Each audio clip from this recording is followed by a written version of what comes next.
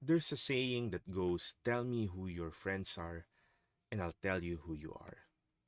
And the reason behind this is because people naturally get attracted to people who are like them. So if you value the same thing, people who value that same thing will naturally be attracted to you. And that's because that's when you enjoy each other. That's when you have fun. Like if you're someone who loves to eat sweet things, uh, being with someone or joining someone to go to a place where it's mostly sweet things will not be very exciting for you. Yes, you might enjoy a little bit, but ultimately there will be something that will be bogging you down and something that will make you regret going. And Jesus is telling us the same thing in today's parable. In today's parable, a servant owed his master a significant amount. So significant, in fact, that selling the servant will not be enough to cover the debt. And so the solution was to sell, together with the servant, his wife and family and all his properties. That's how significant it is. In other words, left on his own, the servant really has no means to pay it. And moved with mercy, after the servant asked, the master forgave the servant. Now, the problem came when the servant encountered one who also owed him money. The person asked for forgiveness, but the servant refused to forgive, even if the amount was way, way less than what he owed.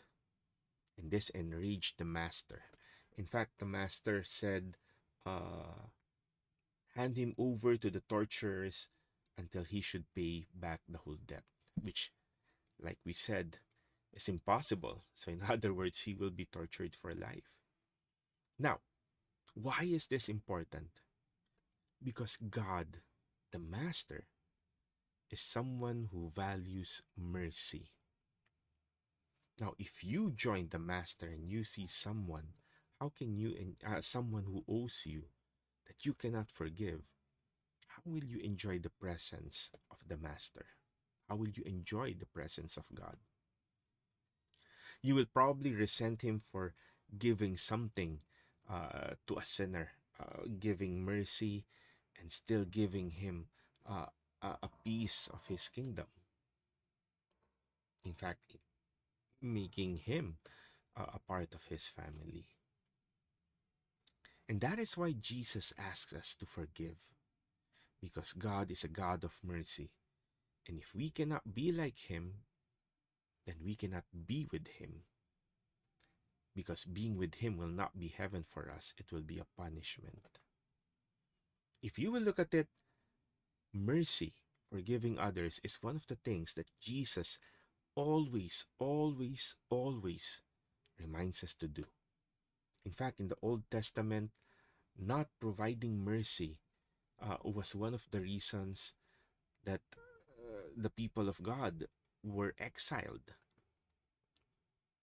because mercy is at the heart of God. If you want to receive His mercy, if you want to be with Him, then you have to be like Him. And like we said, mercy at its core is what is required for us to be with Him.